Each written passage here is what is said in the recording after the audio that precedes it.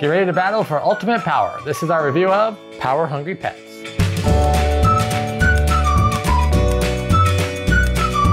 Power Hungry Pets is a player elimination game with the same humor style as Exploding Kittens, and I'm really glad I picked it up at Target.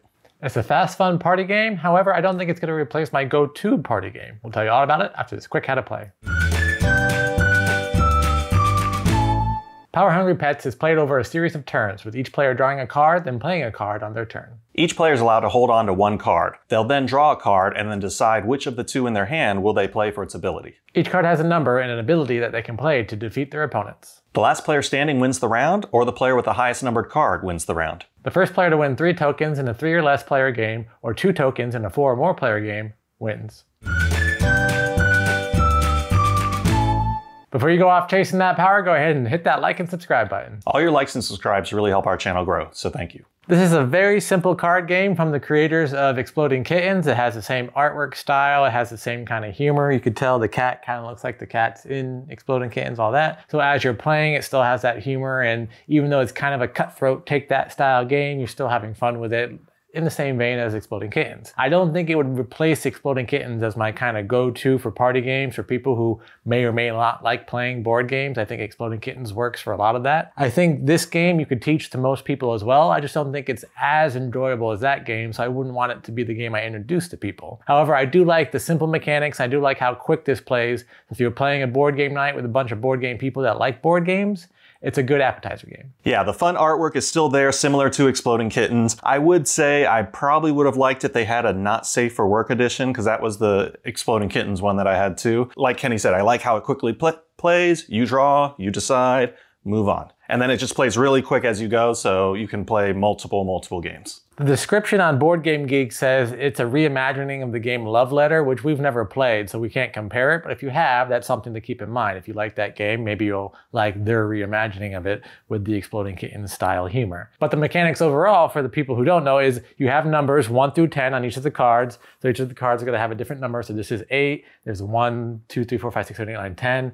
And then each card will also have an ability. You can only hold 1 card in your hand. So if we end the round and all the players have cards, my card number is 8. So if I had the highest one, I win the round. However, if we're playing the game and everyone else is eliminated and I'm the last player standing, I also win the round. If you win the round, you get a token, and the player with the most tokens, depending on player count, is going to be the winner. And what I really like are that some of the abilities can seem strong, but they can also be kind of, that can also be a double-edged sword. For example, the King Cat, which is number 10. However, if you have to play this card face up, then you are immediately eliminated. So even though it's a strong card, it's a 10, you know you'll have the highest number.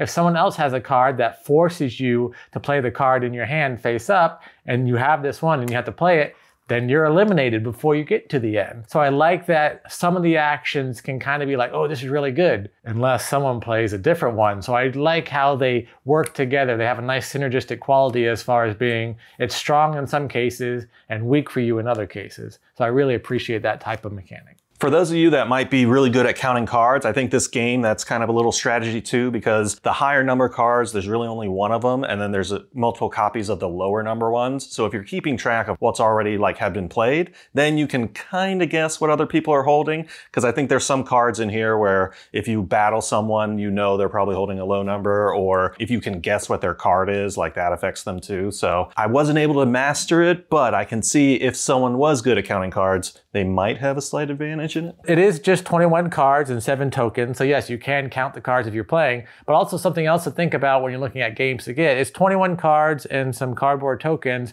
value for the money. I would say it's a fun game, but if you can get it at the lowest price possible, that's when you should definitely get this game, because there's not a whole lot of game to it. It is fun, plays about 5 to 10 minutes, but it's not a whole lot. So depending on your price point and what you're looking for, keep that in mind. I would say it's the artwork. I mean, just what we're used to, the funny pictures and everything. I really like their artwork. I really like that it's a fun game and you can teach it relatively quickly. There are 10 different abilities, so each player probably has a learning curve of 1 or 2 games of cycling through and seeing all the abilities. So the first time you play, you really do have to read everything out loud so everyone knows like, oh, you played that? What does that do? But then as the game goes on and you play with players that know what they're doing, then it's like, oh, you played a 7. I don't even need you to read what that does. I know exactly what it does. You're doing this, this, and this, and you move on. So I do like how quickly it plays, and it can be a nice appetizer game. What did you not like about the game? It's not so much that I didn't like it, it was just very frustrating, but the one card where you battle, because if you're holding 2 cards, one's the battle card and one's like a super high number, so it's a really slap in the face to the other person when they hand you that and you're like, and then you knock them out. I felt like that happened a lot to me, but you know, it's a part of the game, I know, but that was very frustrating.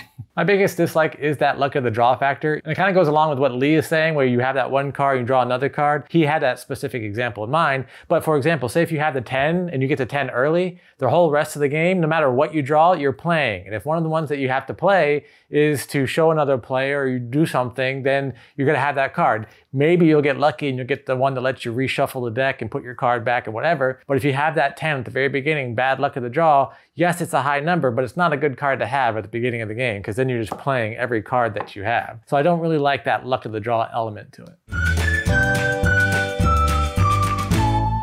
Overall, I like how they're staying on brand with their artwork. The new way of playing this, or this new game, I had fun with it. It plays really quickly and you know, you don't really have to think too much about the strategy. It's just numbers, abilities, play, draw, repeat. I'll probably give this a 6. Overall, I had a lot of fun with this game. I do see it being a good one that you can take to parties, small box. You can teach it easily, even to people who may not really appreciate board games as much. I don't think it replaces Exploding Kittens as far as being a fun first time intro level party game, that type of thing. But I do think that if they like Exploding Kittens, definitely try this one out because very similar artwork, very similar humor, not that different of gameplay. So overall, I'm gonna give it a 7.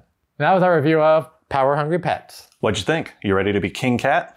Let us know in the comments below. And if you're enjoying our content, please like this video, subscribe to our channel. Until next time, I'm Lee. I'm Kenny. I go party like a board gamer.